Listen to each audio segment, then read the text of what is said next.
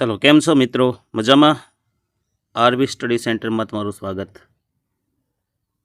फरी एक वार धोरण 11 समाजशास्त्रनो एक एवो विडियो के जेमां एक पण नानो प्रश्न नहीं, टूंक नोंध अने सविस्तार प्रश्न जे पूछाय ने एना मेन टॉपिक, कारण के अंतिम क्षणे छेल्ली क्षणे आखी बुक वाँचवा न बेसाय।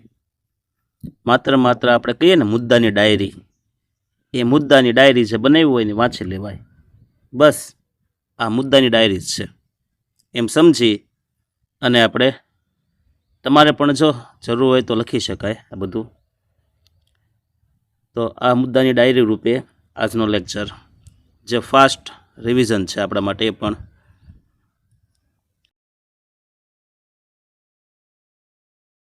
વિડીયો જો તમને ઉપયોગી લાગતા હોય તો લાइक शेर सब्सक्राइब करवानुं हूँ एटला माटे कहूँ छूँ कि तमे सा वाहियात विडियो जोईने आपणे पसार करो एनी करता मारा जेवा नाना यूट्यूब क्रिएटर ए मैक्सिमम सारू काम आपी अने भले गमे एवुं होय तेम छतां ए काम तो सारू करे छे कि भाई जे के विडियो बनावे एमां एज्युकेशन युवानोने बाळकोने उपयोगी वस्तु आपे छे एटले सपोर्टनी जरूर पड़े। सारी वस्तुनी सपोर्टनी जरूर पड़े, नबળી वस्तु तो आपो फैलाई जाए, ख्याल ज छे। ओके चालो जोईए आपणे पहला तो आपणे पहला पाठथी शुरू करीए। एमां तो ओला समाजशास्त्री आपणे बहु पूछाय, टूंक नोंध लखो इमानुएल दुर्खाइम, टूंक नोंध लखो कार्ल मार्क्स, टूंक नोंध लखो मैक्स वेबर, डॉक्टर धुरीए, बराबर ने। तो एवा जे आपणे मूळ समाजशास्त्रीओ छे जे विदेशी समाजशास्त्री एनो एक कोष्टक पहला भणीए, वधारे नहीं आपणे शॉर्ट एंड स्वीट। तो पहला छे ने इमानुएल दुर्खाइम छे। आ इमानुएल दुर्खाइम छे ने क्यांना छे? फ्रांसना छे। हवे एने कया सिद्धांत आप्या समाजशास्त्रमां? तो एने सामाजिक तथ्यों ख्याल आप्यो। इमानुएल दुर्खाइमे सामाजिक तथ्यों ख्याल आप्यो अने एने पद्धतिशास्त्र आप्युं। शुं आप्युं? पद्धतिशास्त्र। आ पद्धतिशास्त्र आप्युं ने ए ज वैज्ञानिक समाजशास्त्रनी ओळख कहेवाय छे। पछी इमानुएल दुर्खाइमनुं पुस्तक कयुं छे? तो कि ध रूल्स ऑफ सोशियोलॉजिकल मेथड। शुं छे? ध रूल्स ऑफ सोशियोलॉजिकल मेथड।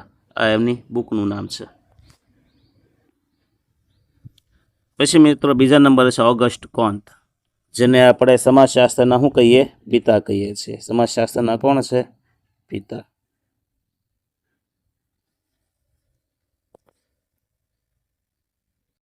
एनो जन्म क्या थयो? तो कि एमनो जन्म थयो छे मित्रों फ्रांस में। क्या थयो? फ्रांस। एने 3 तबक्कानो सिद्धांत आप्यो। ऑगस्ट कॉन्ते कयो सिद्धांत आप्यो? 3 तबक्कानो सिद्धांत आप्यो छे। हवे एमना पुस्तक छे, 2 पुस्तक छे, पॉजिटिव फिलोसॉफी अने पॉजिटिव पॉलिटी। पॉजिटिव फिलोसॉफी छे ने ए 6 भागमां वहेंचायेलुं छे अने पॉजिटिव पॉलिटी छे ने 4 भागमां छे। फिलोसॉफी में एने समाजशास्त्रना जे कहेवाय ने कि एने विज्ञान दर्जो आप्यो एनी माहिती छे अने पॉजिटिव पॉलिटीनी अंदर नवा विचारों, बराबर, नवी सामाजिक जे कांई छे ए रचनाओ एना विषे एने वात करी छे। तीजा नंबरे मैक्स वेबर आवशे। मैक्स वेबर हता ने ए जर्मनीना हता। क्यांना हता? कार्ल मार्क्स अने मैक्स वेबर बे जर्मनीना हता। इमानुएल दुर्खाइम ने ऑगस्ट कॉन्त फ्रांसना हता। मैक्स वेबरे नौकरशाहीनो ख्याल विकसाव्यो, सत्ताना प्रकार दर्शाव्या, आदर्श प्रकारनी पद्धति आपी छे। बराबर, नौकरशाहीनो ख्याल, सत्ताना प्रकार, आदर्श प्रकारनी पद्धति एणे आपेली छे। पछी आवशे कार्ल मार्क्स। कार्ल मार्क्स हतो ने क्यानो हतो? जर्मनीनो हतो। वर्ग संघर्ष माटेनुं नाम मोटा गजानुं छे भाई। उद्दामवादी समाजशास्त्री तो ये तो एमना 2 पुस्तक छे, दास कैपिटल अने बीजू नाम छे कम्युनिस्ट मैनिफेस्टो। શું નામ છે? Communist manifesto. 5મા સમાજશાસ્ત્રી હર્બર્ટ સ્પેન્સર. હર્બર્ટ સ્પેન્સર ક્યાંના હતા? તો કે ઇંગ્લેન્ડના હતા. એણે શું દર્શાવ્યું?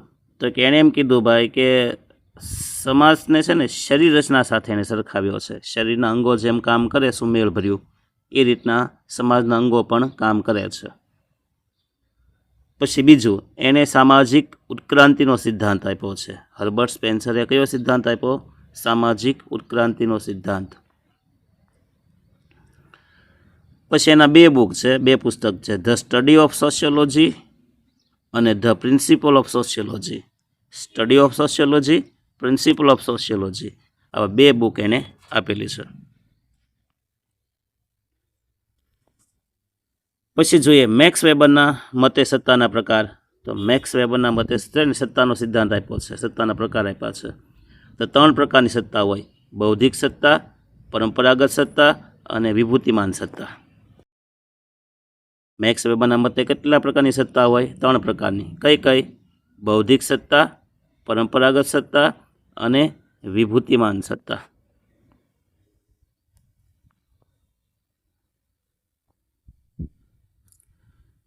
પછી જોઈએ આપણે સમાજશાસ્ત્રનો વિષય વસ્તુ સમજાવો.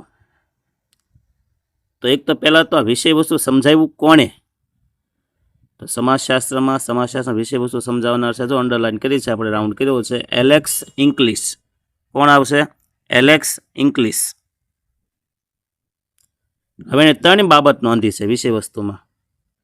પહેલું,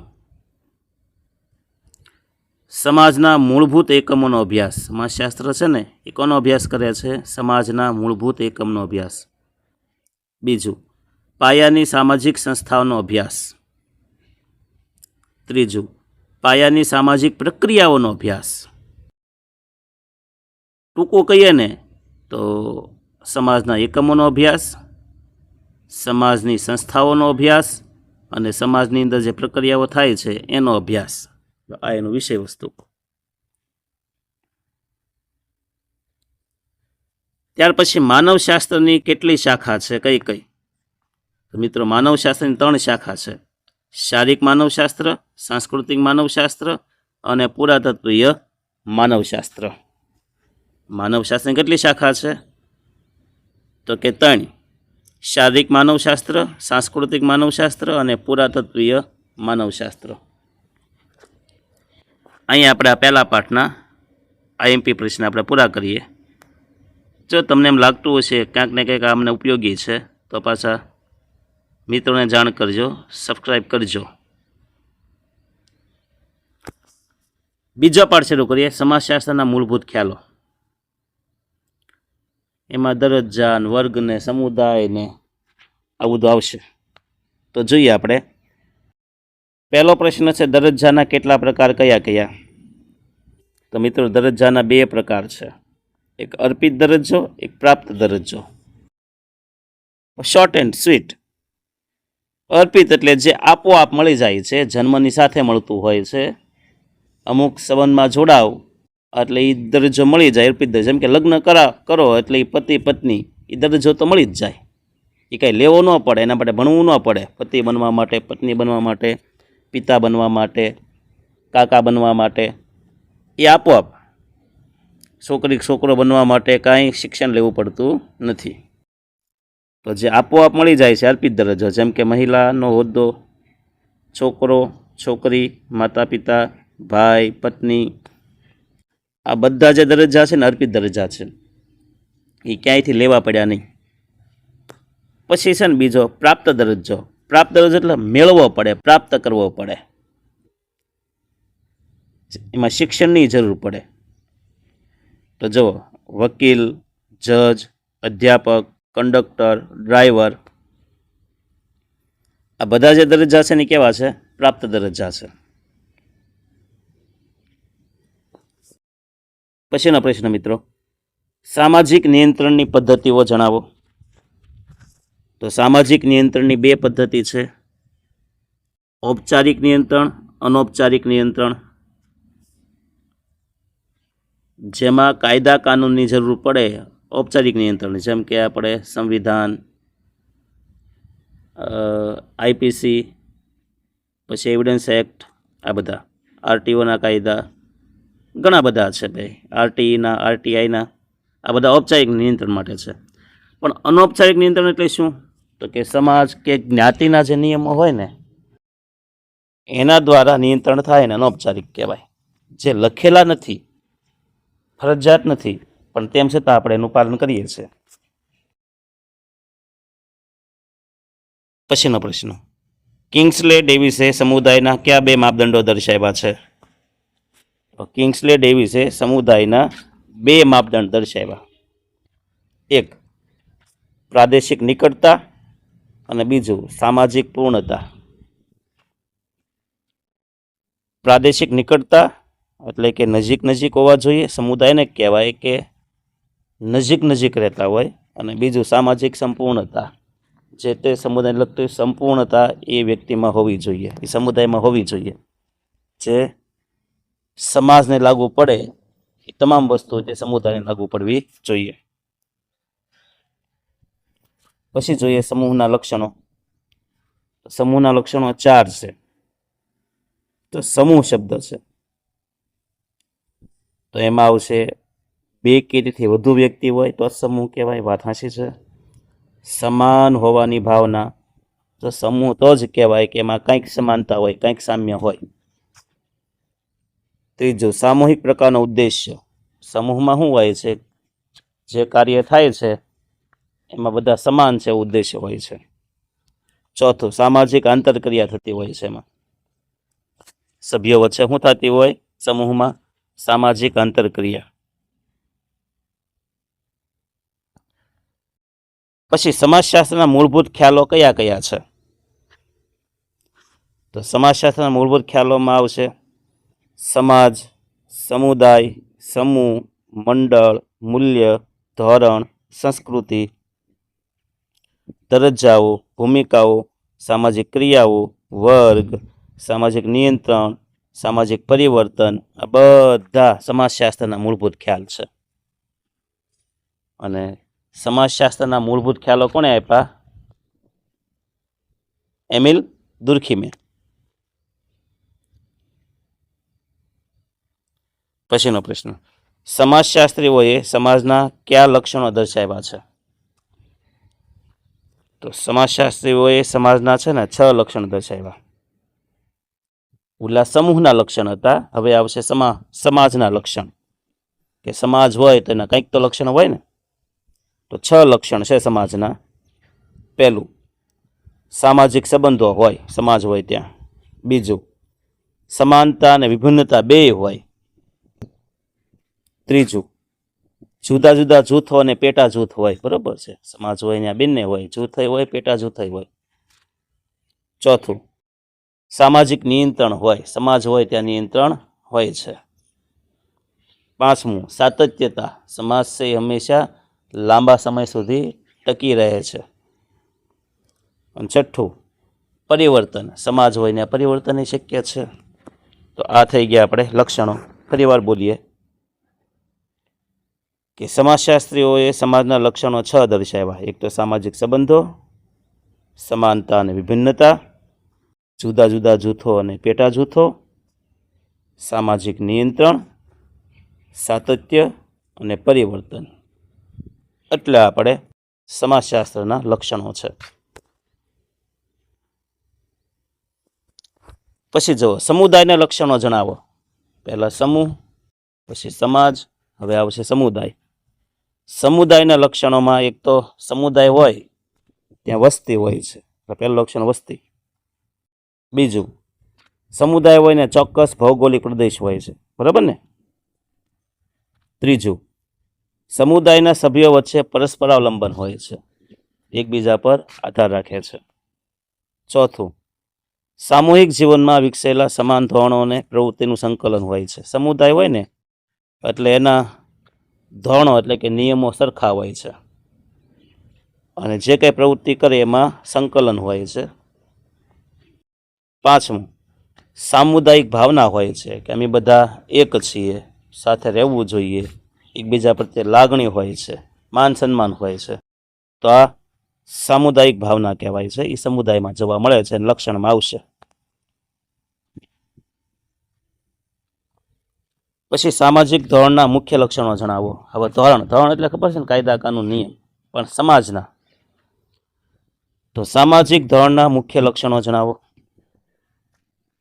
તો એમાં આવશે સામાજિક ધોરણના ઉદ્ભવની રીત,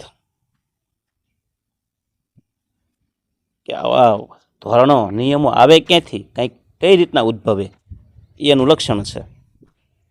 બીજું, સામાજિકરણની પ્રક્રિયા દ્વારા શીખાય છે. ધોરણો છે ને એમનામ ન શીખી શકાય. આપણે સમાજમાં જન્મ લે જે બાળક, એને કુટુંબ દ્વારા, મિત્રો દ્વારા, પડોશી દ્વારા, શાળા દ્વારા, બરાબર, માસ મીડિયા દ્વારા એને બધું શીખવવામાં આવે છે. પછી ત્રીજું, સામાજિક ધોરણ છે ને સાર્વત્રિકતા અને વૈવિધ્ય છે. સામાજિક ધોરણ છે ને એ ભારત કે ગુજરાત કે તમારા ગામ કે શહેર પૂરતું નથી, આ તો વિશ્વમાં બધે જોવા મળે છે. એટલે સાર્વત્રિકતા છે. અને પાછું એ ધોરણોમાં વિવિધતા છે. અમુક જગ્યાએ જાઓ તો નોનવેજ ખાવું એ માન્ય છે, તો અમુક જગ્યાએ જાઓ તો નોનવેજ ખાવું એ ગેરમાન્ય છે. તો જૈન ધર્મ હશે અથવા હિન્દુ ધર્મ અથવા અમુક એવા ચોક્કસ સંપ્રદાય કે લોકો શું કરે છે, ભાઈ એના નિયમ પ્રમાણે, ધોરણ પ્રમાણે એ ખાતા નથી. આવું છે વ્યસનનું. અમુક રાજ્યમાં જાઓ તો દારૂ વ્યસન માન્ય છે, તો અમુક જગ્યાએ પાછું માન્ય નથી. તો આ કાયદા કાનૂન વૈવિધ્ય કહેવાય ને. અમુક જગ્યાએ જાઓ માન્ય ને અમુક જગ્યાએ નહીં માન્ય. પછી ચોથું છે વર્તનનું મૂલ્યાંકન અને સજા પદ્ધતિ. સામાજિક ધોરણ હોય ને તો કયું છે એ ધોરણ મુજબનું છે અને કયું વર્તન ધોરણ મુજબનું નથી, એનું મૂલ્યાંકન થાય છે. અને જો ધોરણ વિરુદ્ધનું વર્તન હોય તો એની સજા પદ્ધતિ પણ હોય. ચાલો પછી સામાજિક નિયંત્રણના લક્ષણો જણાવો.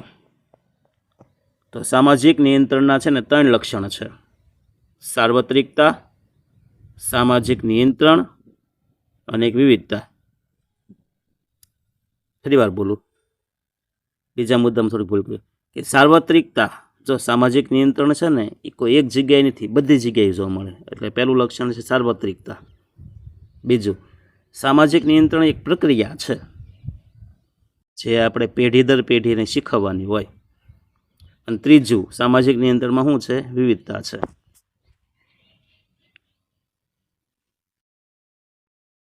પછી મંડળના લક્ષણો જણાવો. તો મંડળના લક્ષણમાં આવશે વિશિષ્ટ હેતુ, વ્યવસ્થાતંત્ર, કૃત્રિમ જૂથ, હિત સંતોષવા માટેનું સાધન. બરાબર ને? મંડળના 4 લક્ષણ છે. એક મંડળ હોય એટલે વિશિષ્ટ હેતુ હોય. જો મહિલા મંડળ, કર્મચારી મંડળ, આવા મંડળ હોય ને, ગ્રાહક મંડળ, વેપારી મંડળ,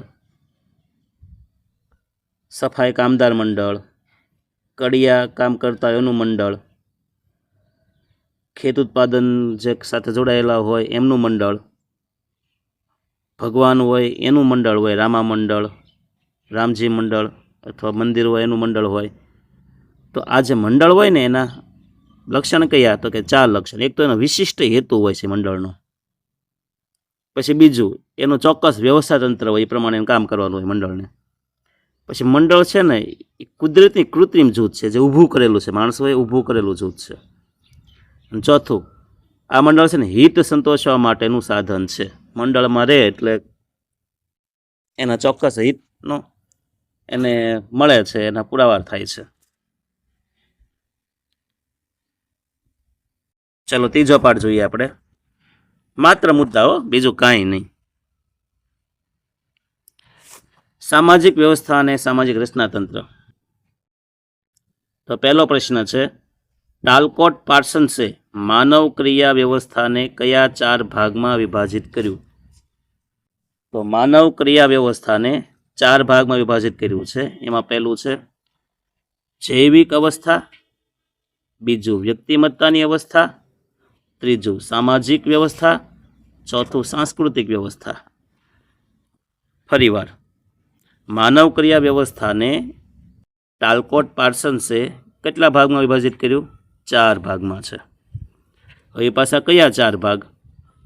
તો પહેલું આવશે જૈવિક વ્યવસ્થા, બીજું વ્યક્તિમત્તાની વ્યવસ્થા, ત્રીજું સામાજિક વ્યવસ્થા અને ચોથું સાંસ્કૃતિક વ્યવસ્થા. પછી જોઈએ આપણે સામાજિક વ્યવસ્થાના લક્ષણો જણાવો. સામાજિક વ્યવસ્થાના છે ને 3 લક્ષણો છે. કેટલા છે? 3. પહેલું લક્ષણ, વિભિન્ન ભાગો વચ્ચે પરસ્પર અવલંબન. સમાજના જે વિભાગો હોય એની વચ્ચે શું હોય? પરસ્પર અવલંબન હોય. બીજું, સામાજિક વ્યવસ્થામાં સ્થિરતા હોય છે. અને ત્રીજું, સામાજિક વ્યવસ્થામાં પરિવર્તન પણ હોય છે. સ્થિરતા પણ હોય અને પરિવર્તન પણ હોય. પછી જોઈએ સામાજિક વ્યવસ્થાના કેટલા પાસા છે, કયા કયા? તો કે સામાજિક વ્યવસ્થાના 4 પાસા છે. પહેલું ઉપજૂથ, બીજું ભૂમિકા, ત્રીજું સામાજિક ધોરણો, ચોથું સાંસ્કૃતિક મૂલ્યો. સામાજિક વ્યવસ્થાના કેટલા પાસા છે? 4 પાસા. ઉપજૂથો, ભૂમિકાઓ, સામાજિક ધોરણો અને સાંસ્કૃતિક મૂલ્યો. પછીનો પ્રશ્ન, સામાજિક રચનાતંત્રના લક્ષણો જણાવો. તો સામાજિક રચનાતંત્રના 3 લક્ષણ છે. કેટલા છે? 3. પહેલું, સામાજિક દરજ્જાઓનો સમૂહ, બીજું સામાજિક ભૂમિકાઓનો સમૂહ અને ત્રીજું સામાજિક ધોરણો. સામાજિક દરજ્જાનો સમૂહ, સામાજિક ભૂમિકાનો સમૂહ અને સામાજિક ધોરણો, આ આટલી વસ્તુથી સામાજિક રચનાતંત્ર બને છે.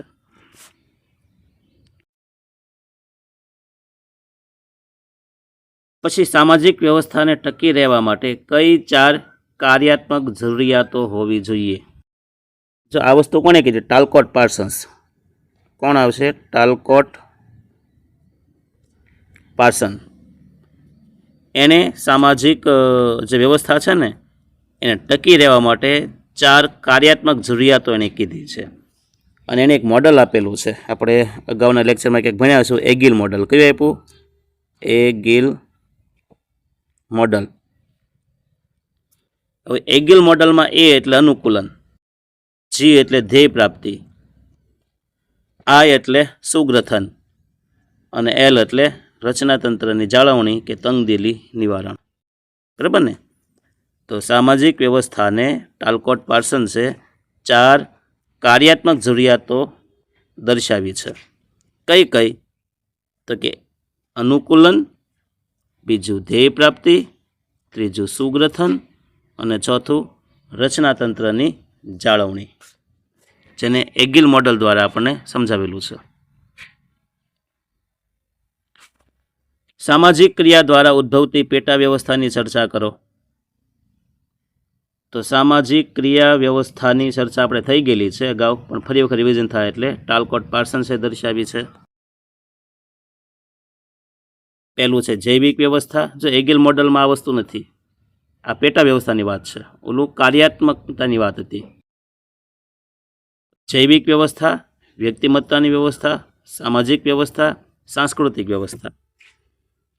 ટાલકોટ પાર્સન્સે સામાજિક વ્યવસ્થાના કેટલા ભાગ પાડ્યા? 4 ભાગ પાડ્યા.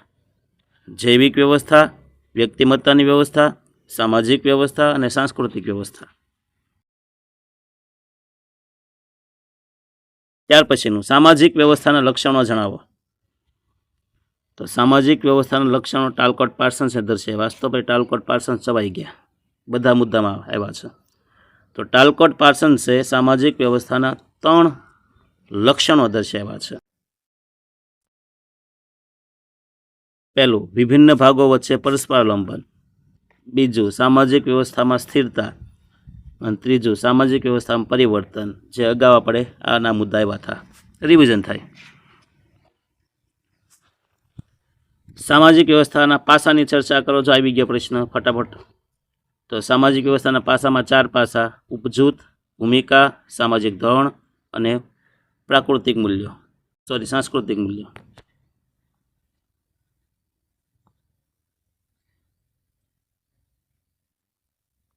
સાંસ્કૃતિક મૂલ્યો આવશે. સામાજિક વ્યવસ્થાના પાસામાં આવશે અહીંયા સાંસ્કૃતિક મૂલ્ય આવશે. પછી સામાજિક રચનાતંત્રના લક્ષણો જણાવો. તો કે સામાજિક રચનાતંત્રના 3 લક્ષણો છે. એક સામાજિક દરજ્જાનો સમૂહ, સામાજિક ભૂમિકાનો સમૂહ અને એક સામાજિક ધોરણોનો સમૂહ.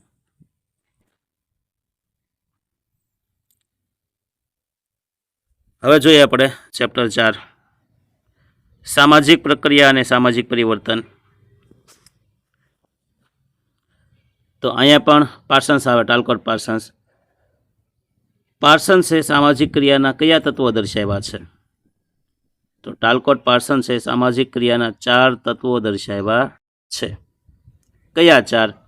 તો કે સ્વ અથવા કર્તા, ધ્યેય અથવા લક્ષ્ય, શરતો અથવા સંજોગો અને સાધનો. 4 તત્વો છે સામાજિક ક્રિયાના. સામાજિક ક્રિયા થાય ત્યાં 4 તત્વો હોય છે. એક સ્વ હોય, કોઈ કરતા હોય, ક્રિયા કરનાર હોય એમ. બીજું, સામાજિક ક્રિયા થાય ને એનું કંઈક ધ્યેય હોય કે લક્ષ્ય હોય. ત્રીજું, સામાજિક ક્રિયામાં કંઈક શરતો હોય, સંજોગો હોય, એ સંજોગ કે શરતો મુજબ એ ક્રિયા થાય. અને ચોથું, સામાજિક ક્રિયા માટે ચોક્કસ સાધન હોય છે. પછી ધ્યેય પ્રાપ્તિમાં 3 પ્રકારના અવરોધ આવતા હોય છે. કયા? તો ધ્યેય પ્રાપ્તિમાં 3 અવરોધ આવે છે. એક, કર્તાની શારીરિક શક્તિ. બીજું, ભૌગોલિક પર્યાવરણ. અને ત્રીજું, સામાજિક પર્યાવરણ. તો ધ્યેય પ્રાપ્તિમાં 3 પ્રકારના અવરોધ આવી શકે: કર્તાની શારીરિક શક્તિ, ભૌગોલિક પર્યાવરણ અને સામાજિક પર્યાવરણ. પછી સામાજિક આંતરક્રિયાના લક્ષણો જણાવો. તો સામાજિક આંતરક્રિયાના 3 લક્ષણો છે. 2 કે તેથી વધુ પક્ષ હોય, માધ્યમ હોય અને પારસ્પરિક અસર હોય છે. સામાજિક આંતરક્રિયાના લક્ષણો કેટલા છે? 3. પહેલું લક્ષણ 2 કે તેથી વધુ પક્ષ, બીજું માધ્યમ, ત્રીજું પારસ્પરિક અસર.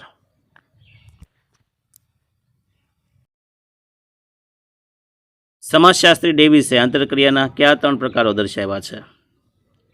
તો સમાજશાસ્ત્રી ડેવિસે આંતરક્રિયાના 3 પ્રકાર દર્શાવ્યા: એક સહકાર, એક સ્પર્ધા અને એક સંઘર્ષ. સહકાર, સ્પર્ધા અને સંઘર્ષ. સમાજમાં 3 વસ્તુ જોવા મળે. કોઈક સહકાર આપે, ક્યાંક સ્પર્ધા અને ક્યાંક સંઘર્ષમાં આવવું પડે. મેકાઇવરે સહકારના કેટલા ભાગ પાડ્યા છે? તો મેકાઇવર સહકારના 2 ભાગ પાડ્યા છે: પ્રત્યક્ષ સહકાર અને પરોક્ષ સહકાર. બરાબર ને? મેકાઇવરે સહકારના કેટલા પ્રકાર દર્શાવ્યા? 2, પ્રત્યક્ષ અને પરોક્ષ. પછી સ્પર્ધાના પ્રકાર કેટલા ને ક્યાં ક્યાં? સ્પર્ધાના 2 પ્રકાર છે: પ્રત્યક્ષ સ્પર્ધા, પરોક્ષ સ્પર્ધા. ફિઝિકલ રીતે નજીક હોય, પ્રત્યક્ષ રીતે એકબીજાને મદદ કરતા હોય. મદદની વાત નથી, અહીં સહકારની વાત નથી, પણ એકબીજા પહેલાં પહોંચવાનો, આગળ નીકળી જવાનું જે વર્તન છે આપણે સ્પર્ધા કહીએ છીએ. જેમ કે દોડવીર હોય ને, એકબીજા નજીક હોય, સામે હોય, સ્પર્ધામાં કોણ છે દેખાતું હોય, પ્રત્યક્ષ સ્પર્ધા છે. પણ બીજી છે પરોક્ષ સ્પર્ધા. માર્કેટમાં ઘણી બધી કંપનીઓ હોય છે, બરાબર? એ કંપનીઓ છે આગળ નીકળવાનું, સારું પ્રોડક્શન આપવાનું, એ લોકો સ્પર્ધા કરતા હોય છે. પરોક્ષ સ્પર્ધા છે, ખબર નથી સામે કોણ છે. એ જો પ્રત્યક્ષ સ્પર્ધામાં ખબર હોય છે સ્પર્ધક કોણ છે, અને પરોક્ષ સ્પર્ધામાં ખબર હોતી નથી કે સામે સ્પર્ધક કોણ છે. પછી સંઘર્ષના પ્રકારો જણાવો. તો સંઘર્ષના 4 પ્રકાર છે: પ્રત્યક્ષ સંઘર્ષ ને પરોક્ષ સંઘર્ષ, જો બબ્બે જૂથમાં છે. આંશિક સંઘર્ષ અને પૂર્ણ સંઘર્ષ, બબ્બેનું જૂથ. વ્યક્તિગત સંઘર્ષ ને જૂથ સંઘર્ષ. આંતરિક સંઘર્ષ ને બાહ્ય સંઘર્ષ. એટલે 4 પ્રકારના સંઘર્ષ છે. આમ કુલ 8 થાય, બબ્બેના જૂથમાં છે. પ્રત્યક્ષ ને પરોક્ષ, આંશિક, સંપૂર્ણ, વ્યક્તિગત, જૂથ, આંતરિક અને બાહ્ય. પછી જો સામાજિક ગતિશીલતાના લક્ષણો જણાવો. તો સામાજિક ગતિશીલતાના 3 લક્ષણો છે: સાર્વત્રિકતા, માત્રામાં તફાવત દરજ્જા સમૂહમાં બદલાવ સૂચવતી પ્રક્રિયા. ઊભી ગતિશીલતાના પ્રકાર જણાવો. આમ તો ગતિશીલતાના બે પ્રકાર છે, ખબર છે ને, આડી અને ઊભી. ત્યાંથી શરૂ થાય. ગતિશીલતાના કેટલા પ્રકાર? બે. આડી ગતિશીલતા, ઊભી ગતિશીલતા. આડી એટલે હું? સ્તરમાં દરજ્જામાં કોઈ ફેર ન થાય, બરાબર, એનો જ દરજ્જો જળવાય રહે તો એને આડી ગતિશીલતા કહેવાય. ગતિશીલતા થાય, જેમ કે PSI હોય, એ સમાન કક્ષાની કોઈ જોબ ઉપર જાય વર્ગ 3માં તે, તો એ આડી ગતિશીલતા. અથવા એક સ્થળે થઈને બે શું કહેવાય, આપણે બદલી કરી નાખે ને, તો એનું સ્થળ એનું દરજ્જો તો એનો જ રહ્યો, માત્રનું સ્થાન ફેર કર્યું છે, એ આડી ગતિશીલતા. પણ વાત એ છે ઊભી ગતિશીલતા. તો હેઠેના સ્તરથી ઉપરના સ્તરમાં જાય.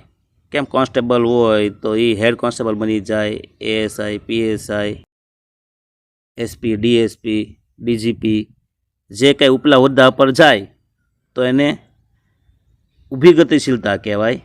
ઉપરથી નીચે આવે તો એ ઊભી ગતિશીલતા કહેવાય. તમને એમ થાય કે ઊભીમાં તો ઉપર જવું, એમ નહીં. અહીંયા એ અર્થમાં નથી. અહીંયા ઉપરથી નીચે આવે કે નીચેથી ઉપર આવે એટલે ઊભી ગતિશીલતા જ કહેવાય. પણ હવે વાત એ છે, પછી ઊભી ગતિશીલતાના પાછા ઘણા પ્રકાર છે, એ આપણે જોવાના છે.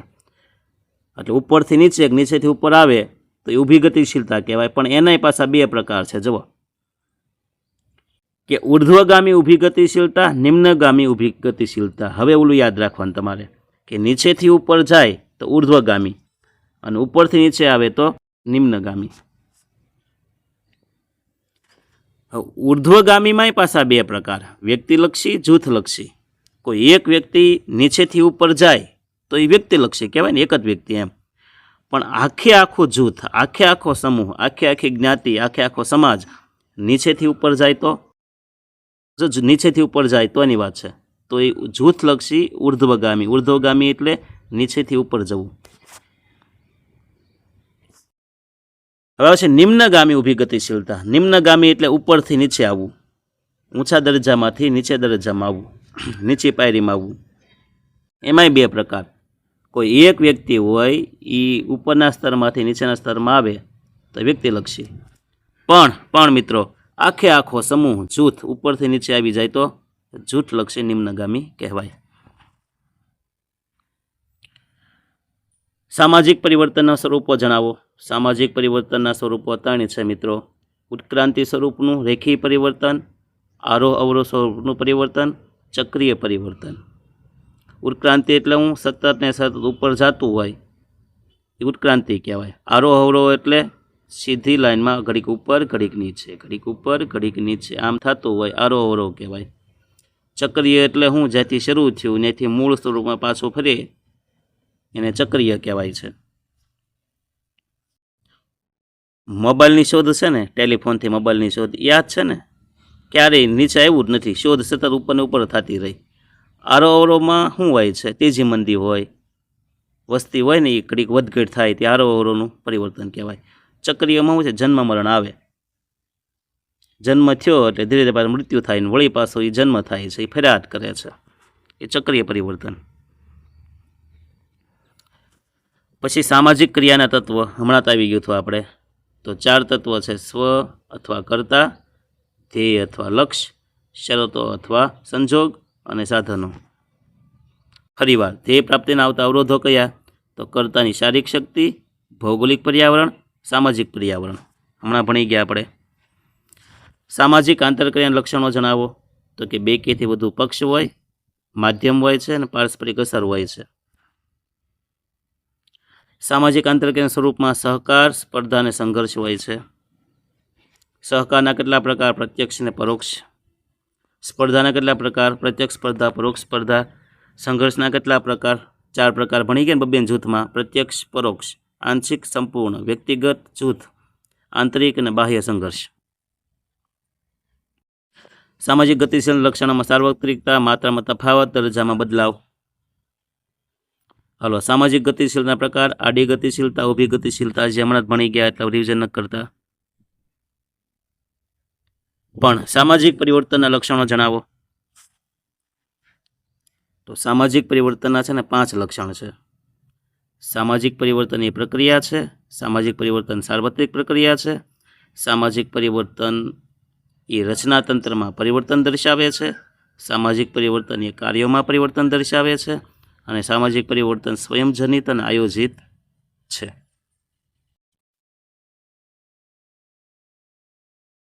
સામાજિક પરિવર્તનનું સ્વરૂપ આપણે ભણી ગયા. ઉત્ક્રાંતિ સ્વરૂપનું, આરોહણ સ્વરૂપનું અને ચક્રીય સ્વરૂપનું. સતત ઉપરને ઉપર જતું હોય તો ઉત્ક્રાંતિ સ્વરૂપનું કહેવાય. સીધી લાઇનમાં ઉપર નીચે થતું હોય પરિવર્તન આરોહણનું કહેવાય, અને જે મૂળ જગ્યાએ પાછું આવી જાય ચક્રીય પરિવર્તન કહેવાય. ચાલો, 5મો પાઠ, સંસ્કૃતિ અને સામાજિકરણ. તો સંસ્કૃતિના લક્ષણો જણાવો. તો સંસ્કૃતિના છે ને 6 લક્ષણ છે. પહેલું, સંસ્કૃતિ જીવનશૈલી છે. સંસ્કૃતિ એ શીખેલી વર્તણૂક છે. સંસ્કૃતિ એ માનવીના સમાજ જીવનની આગવી પેદાશ છે. સંસ્કૃતિ સાતત્ય, વિકાસશીલતા અને પરિવર્તનશીલતા ધરાવે છે. સંસ્કૃતિ છે ને હસ્તાંતરિત થઈ શકે છે, અને સંસ્કૃતિનો સંચય થાય છે. ચાલો, સંસ્કૃતિના પ્રકાર. તો ભૌતિક સંસ્કૃતિ, અભૌતિક સંસ્કૃતિ. નરી આંખે જોઈ શકાય અને નરી આંખે ન જોઈ શકાય એટલે ભૌતિક અભૌતિક કહેવાય. અભૌતિકના 2 પ્રકાર છે, બોધનાત્મક અભૌતિક, ધોરણાત્મક અભૌતિક. સભ્યતાના કાર્યક્ષેત્ર જણાવો. તો સભ્યતાના 2 છે, યાંત્રિક સંગઠન, સામાજિક સંગઠન.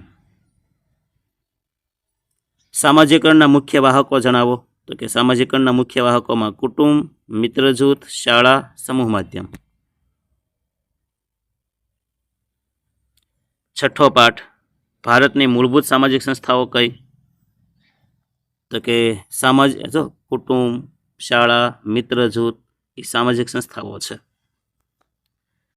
સામાજિક સંસ્થાના લક્ષણો જણાવો. તો એક તો વલણ ને ઢબ હોય, સાંસ્કૃતિક પ્રતીક હોય, સાધન સગવડ હોય, વર્તનના ધોરણો હોય અને વિચારસરણી હોય. કુટુંબના લક્ષણો જણાવો. ઓલું સમાજના કીધા છે, સામાજિક સંસ્થાના કીધા છે, પણ એ કુટુંબના કીધા છે. કુટુંબના લક્ષણમાં આવશે મહિલા અને પુરુષ વચ્ચે જાતિ સંબંધ હોય, ચોક્કસ લગ્ન પ્રથા હોય, સહનિવાસ હોય, વંશાવલી હોય અને આર્થિક સહભાગીપણું હોય છે. આ કુટુંબના લક્ષણો. કુટુંબના પ્રકાર. વંશને આધારે 2 પ્રકાર, સત્તાને આધારે 2 પ્રકાર, સ્થાનને આધારે 2 પ્રકાર, સહનિવાસને આધારે 2 પ્રકાર. પહેલું જોઈએ, વંશને આધારે કેટલા પ્રકાર. તો કે માતૃવંશીય, પિતૃવંશીય. સત્તાના આધારે કેટલા પ્રકાર. માતૃસત્તાક, પિતૃસત્તાક. સ્થાનને આધારે કેટલા પ્રકાર. માતૃસ્થાનીય, પિતૃસ્થાનીય. સહનિવાસને આધારે કેટલા પ્રકાર. સંયુક્ત અને વિભક્ત કુટુંબ. કુટુંબના કાર્યો જણાવો. કુટુંબના 5 કાર્ય છે, જૈવિક કાર્ય, મનોવૈજ્ઞાનિક કાર્ય, આર્થિક કાર્ય, સામાજિક કાર્ય અને સાંસ્કૃતિક કાર્ય.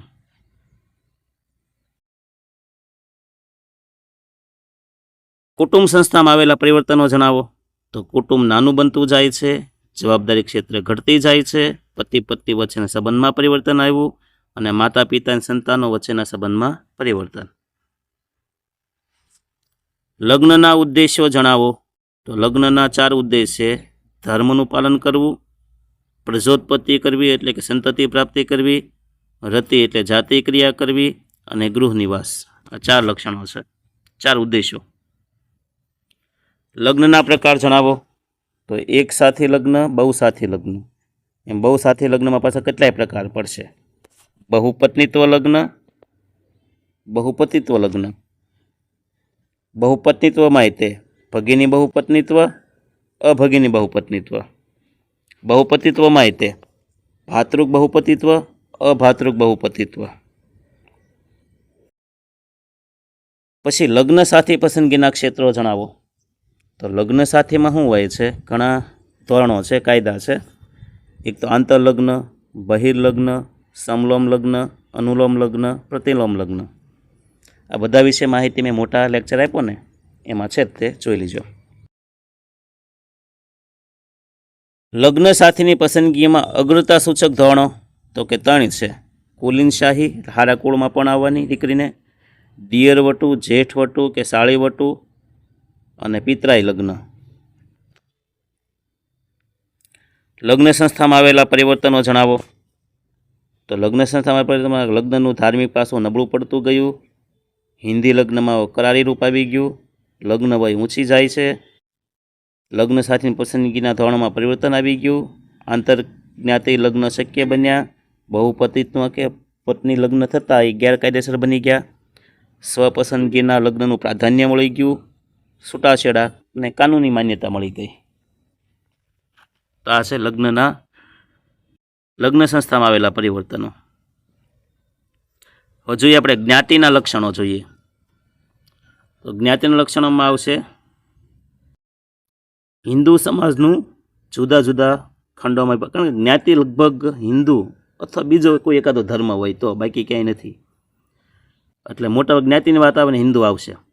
તો હિન્દુ સમાજનું જુદા જુદા ખંડમાં વિભાજન. પછી જ્ઞાતિ હોય ને કોટિક્રમ હોય, અમુક ઊંચા ને અમુક નીચા ને અમુક મધ્યમ, જે કાંઈ હોય તે. જ્ઞાતિ હોય ને ત્યાં ખાનપાન કે સામાજિક વ્યવહારના નિયમ હોય છે કે પ્રતિબંધ હોય છે. પછી વિભિન્ન જ્ઞાતિઓની નાગરિક તથા ધાર્મિક અસમર્થતાઓ અને વિશેષાધિકારો હોય છે કે અમુક નાગરિકોએ અમુક કામ કરવાના, નહીં કરવાના, બધા હોય. વ્યવસાયની પસંદગી પર અંકુશ હોય છે. અમુક જ્ઞાતિ અમુક જ કામ કરવાનું. લગ્ન પરના પ્રતિબંધ હોય કે અમુક જ્ઞાતિમાં લગ્ન નહીં કરવાના, આંતરજ્ઞાતિ લગ્ન નહીં કરવાના, આવું ઘણું બધું હોય છે. પરંપરાગત જ્ઞાતિ સંસ્થામાં આવેલા પરિવર્તનો જણાવો. તો ખંડ વિભાજનમાં હવે પરિવર્તન આવ્યું છે, કોટિક્રમમાં પરિવર્તન આવ્યું છે, ખાનપાન ને સામાજિક સંપર્કમાં પરિવર્તન આવ્યું છે, નાગરિક ધાર્મિક અસમર્થતા અને વિશેષ અધિકારમાં પરિવર્તન આવ્યું છે, વ્યવસાયની પસંદગીમાં હવે પરિવર્તન આવ્યું છે, અને લગ્ન પરના પ્રતિબંધો હતા એમાંય પરિવર્તન આવી ગયું છે. હવે આંતરજ્ઞાતિ લગ્ન થાય છે. મિયા બીબી રાજી તો ક્યાં કરેગા કાજી. હવે જોઈએ આપણે વર્ગ વય. પહેલાં આપણે જ્ઞાતિ, કુટુંબ, હવે વર્ગ આપણે ભણીએ છીએ, સામાજિક વર્ગના લક્ષણો. તો વર્ગના લક્ષણો આવશે પહેલું વર્ગ સભાનતા હોવી જોઈએ, ઊંચ નીચનો સ્વીકાર હોવો જોઈએ, સમાન સામાજિક દરજ્જો હોય તો જ વર્ગ કહેવાય, અંતરલગ્ન હોય, વર્ગનું એકમ કુટુંબ હોય, સમાન જીવનશૈલી હોય અને સ્વયંજનિત હોય. આ વર્ગના લક્ષણો છે.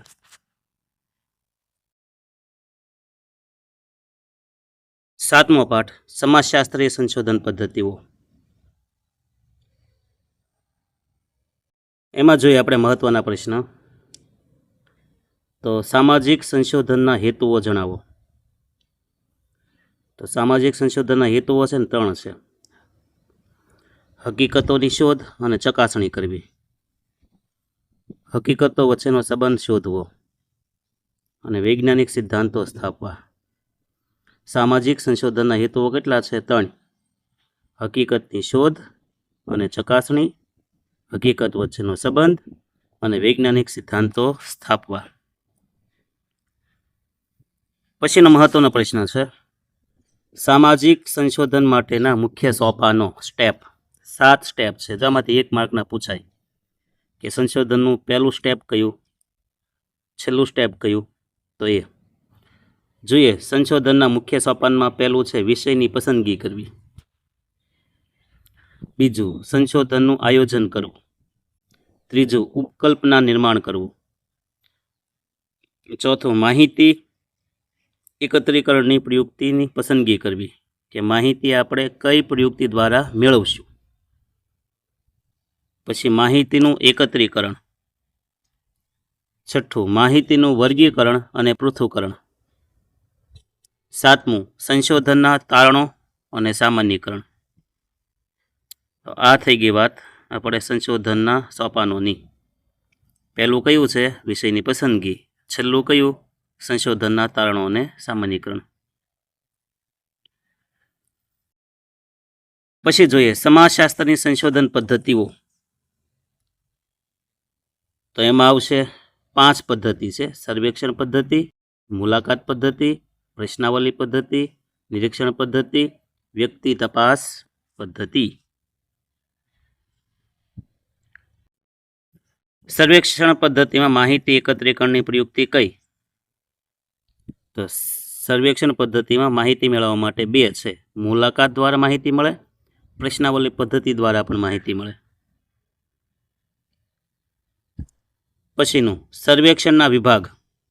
તો સર્વેક્ષણના બે વિભાગ છે, બે પ્રકાર છે. સમષ્ટિ સર્વેક્ષણ, નિદર્શ સર્વેક્ષણ એટલે કે સેન્સસ સર્વે, સેમ્પલ સર્વે. સામાજિક સર્વેક્ષણના હેતુઓ જણાવો. તો બે હેતુ છે સર્વેક્ષણના, વર્ણનાત્મક હેતુ, સૈદ્ધાંતિક હેતુ. હવે આવશે મુલાકાતની રીતો. મુલાકાતની કેટલી રીત છે? તો કે મુલાકાતની બે રીત છે. મુલાકાત અનુસૂચિ અને મુલાકાત માર્ગદર્શિકા. બે રીતે મુલાકાત થાય છે. પછી પ્રશ્નાવલીના ઉપયોગની રીત જણાવો. તો પ્રશ્નાવલી પદ્ધતિના ઉપયોગની બે રીત છે. રૂબરૂ હાથોહાથ પહોંચાડીને, ટપાલ કે ઈમેલ દ્વારા. પ્રશ્નાવલીના પ્રકારો કેટલા છે? તો કે 6 પ્રકાર. પ્રતિબંધિત અથવા વૈકલ્પિક જવાબી પ્રશ્નાવલી, બીજું અપ્રતિબંધિત એટલે કે મુક્ત જવાબી પ્રશ્નાવલી, પ્રત્યક્ષ પ્રશ્નાવલી, પરોક્ષ પ્રશ્નાવલી, મિશ્ર પ્રશ્નાવલી અને ચિત્રાત્મક પ્રશ્નાવલી. આ જે ચિત્રાત્મક છે ને એ બાળકો અને ઓલા જે નિરક્ષરો હોય ને એમના માટે છે. સામાજિક સંશોધનમાં બે પ્રકારની માહિતી એકત્રિત કરવામાં આવે છે. કયા બે પ્રકારની? તો એક તો સંખ્યાત્મક માહિતી હોય, એક ગુણાત્મક માહિતી હોય છે. પછી વ્યક્તિ તપાસ પદ્ધતિથી કયા બે પ્રકારના અભ્યાસ કરી શકાય?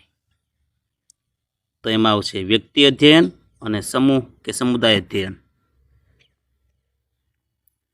તો અહીંયા આપણે 7મો પાઠ પૂરો.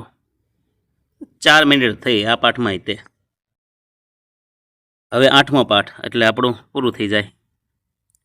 3-11નો કોર્સ સમાજશાસ્ત્રનો. 8મા પાઠમાં જોઈએ આપણે પર્યાવરણના વિભાગો. તો પર્યાવરણના બે વિભાગ છે, સજીવ તત્વો, નિર્જીવ તત્વો. બે જ ભાગ છે. સજીવ તત્વોમાં તે 3 છે: સર્જક, સંચાલક અને સંહારક. જો આ બધા વિશે તમારે વિગતે ભણવું હોય તો આની પહેલાં મેં 3 કલાકનો લેક્ચર બનાવેલો છે. એ સંપૂર્ણ સમાજશાસ્ત્ર 1 થી 8 પાઠ, એમાં આ બધા વિશે માહિતી આપેલી છે. નિર્જીવ તત્વો. નિર્જીવ તત્વોમાં આવશે અગ્નિ, જળ, વાયુ, જમીન અને આકાશ. હિન્દુ ધર્મ પ્રમાણે પંચભૂત કહેવાય ને, પંચ મહાભૂત. યા ભૂત એટલે તત્વ. અગ્નિ, જળ, વાયુ, જમીન અને આકાશ. પછી પર્યાવરણના ઘટકો જણાવો. તો પર્યાવરણના છે ને 4 ઘટક છે: વાતાવરણ, મૃદાવરણ, જલાવરણ, જીવાવરણ.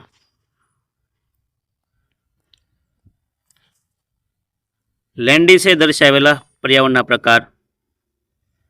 તો લેન્ડિસે છે ને 3 પ્રકાર દર્શાવ્યા: પ્રાકૃતિક, સામાજિક અને સાંસ્કૃતિક પર્યાવરણ.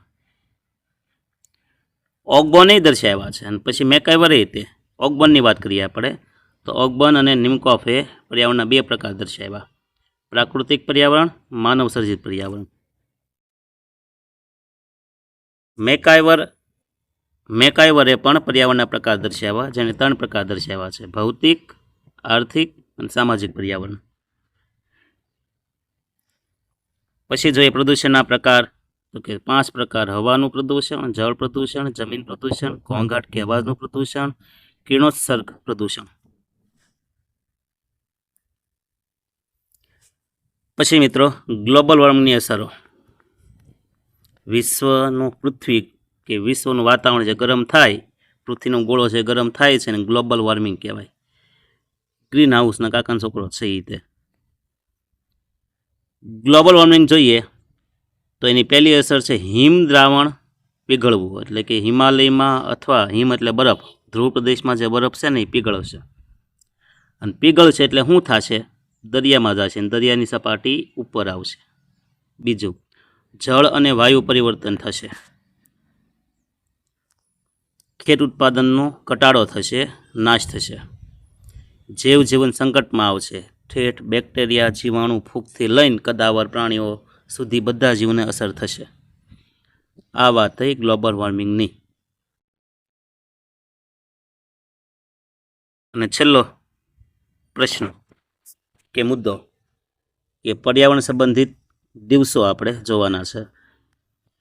તો પહેલું છે 5 જૂન વિશ્વ પર્યાવરણ દિવસ, 21 માર્ચ વિશ્વ વન દિવસ, 22 માર્ચ વિશ્વ જળ દિવસ, 23 માર્ચ વિશ્વ હવામાન દિવસ, 22 એપ્રિલ, જો એપ્રિલની વાત છે, વિશ્વ ધરતી દિવસ કે પૃથ્વી દિવસ. આની સિવાય ઓઝોન દિવસ આવે છે, પ્રાણી સપ્તાહ આવે છે, લાયન ડે આવે છે, બરાબર છે. આવા ઘણા બધા દિવસો તો આવતા હોય છે. તો અહીંયા આપણે હવે 3/8નું 3/11નું 8/8 પાઠનું રિવિઝન પૂરું કરીએ છીએ. ટૂંકું ને ટચ 1 કલાકની અંદર તમારે મહત્ત્વના જેટલા મુદ્દા હતા એ બધા આવી ગયા છે. ઓકે, મેક્સિમમ કોશિશ કરી છે કે પરીક્ષાલક્ષી પૂછાય એ બધું અહીં આવી જાય. આ બધા વિશે વિસ્તૃત માહિતી મેં મારા લેક્ચરમાં આપેલી છે. તમને એમ થાય કે હજી વધુ ડીપમાં સાહેબ જણાવે તો એના માટે અલગ વિડીયો બનાવેલા છે, જોઈ લેજો. ઓકે, મારી મહેનત ગમી હોય તો જ તમારે લાઇક કરવાનું, શેર કરવાનું, સબસ્ક્રાઈબ કરવાનું. ગમી હોય તોની વાત છે, બાકી જલસા કરો ને મોજમાં રહેવાનું. ઓકે, ચાલો અહીંયા ફટાફટ રિવિઝન પૂરું કરીએ. અસ્તુ, જય હિન્દ, જય ભારત. તમારું બધાનું જીવન સુખી થાય, સમૃદ્ધ બને, સફળ થાવ એવા શુભાશીષ.